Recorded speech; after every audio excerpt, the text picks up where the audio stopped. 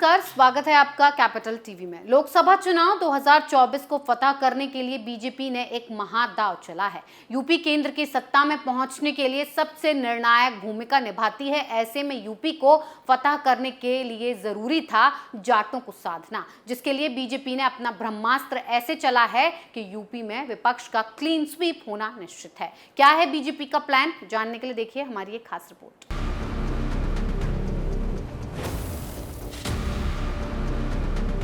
2024 में लोकसभा चुनाव है। ऐसे में बीजेपी के साथ साथ विपक्ष की तरफ से जोर शोर से तैयारी की जा रही है। 2022 के विधानसभा चुनाव में बीजेपी को सबसे ज्यादा टक्कर पश्चिमी यूपी के जाटलैंड में मिली थी। यहां बीजेपी के हाथों से विपक्ष ने वो 11 सीटें छीन ली जिन पर 2017 में बीजेपी आरूढ़ हुई थी। ऐसे में 2024 के रण में जाटलैंड की जंग बेहद कड़ी होने वाली है।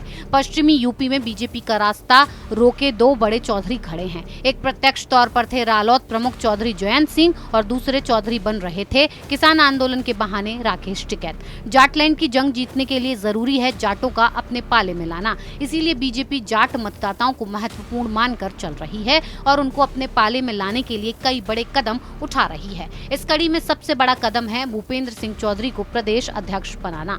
बीजेपी ने जाटलैंड में विपक्ष को परास्त करने के लिए ब्रह्मास्त्र के तौर पर जहां भूपेंद्र चौधरी को अध्यक्ष नियुक्त किया है, तो वहीं ब्रह्मास्त्र निशाने पर लगे। इसके लिए उसका रास्ता साफ करने के लिए दूर से दिव्यास्त्र भी छोड़ दिए हैं। ऐसे ही एक दिव्यास्त्र छोड़ा है रेल मंत्री अश्विनी वैष्णव ने। दरअसल 5 साल से अधिक वक्त से फाइलों में कैद बिजनौर हस्तिनापुर रेल मार्ग निर्माण को रेल मंत्रालय ने स्वीकृति दे दी है और फाइनल लोकेशन सर्वे के लिए 1,58,00,000 रुपए का बजट भी आवंटित कर दिया गया। आपको बता दें कि ये रेल मार्ग जाट बाहुल क्षेत्र से होकर गुजरेगा। गौरतलब है कि यूपी फतह के लिए रेल मंत्री अश्विनी वैष्णव को भाजपा ने बिजनौर और नगीना लोकसभा सीटों का प्रभार मंत्री बनाया है। रेल मंत्री 23 और 24 अगस्त को बिजनौर और धामपुर के 2 दिवसीय दौरे पर रहे, जहां पार्टी के कार्यकर्ताओं के साथ बैठक में बताया गया कि बिजनौर से हस्तिनापुर तक 63 किलोमीटर लंबे नए रेल मार्ग 5 साल से अधिक समय से पहले स्वीकृति हुआ था, लेकिन रेलवे ने सर्वे कराने के बाद फाइल बंद कर दी। कार्यकर्ताओं का कहना था कि बिजनौर से सरधरना, बुढ़ाना, शामली, कैराना होकर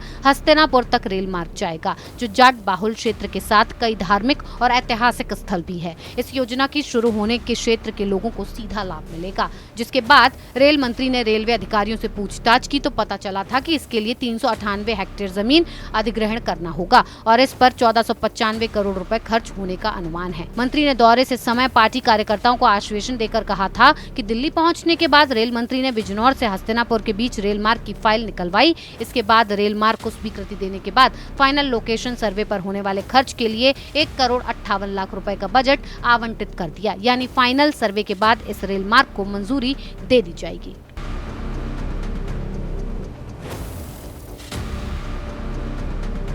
बहरहाल ये काम पूरा होने पर बीजेपी को जाटलैंड फतह करने में बहुत ही ज्यादा मदद मिलेगी। बीजेपी के लिए जाटलैंड फतह करना फिर बड़ी बात नहीं रहेगी और हो सकता है कि जाटलैंड में भूपेंद्र सिंह चौधरी और रेल मार्ग की मंजूरी से बीजेपी जाटलैंड में विपक्ष को क्लीन स्वीप कर दे।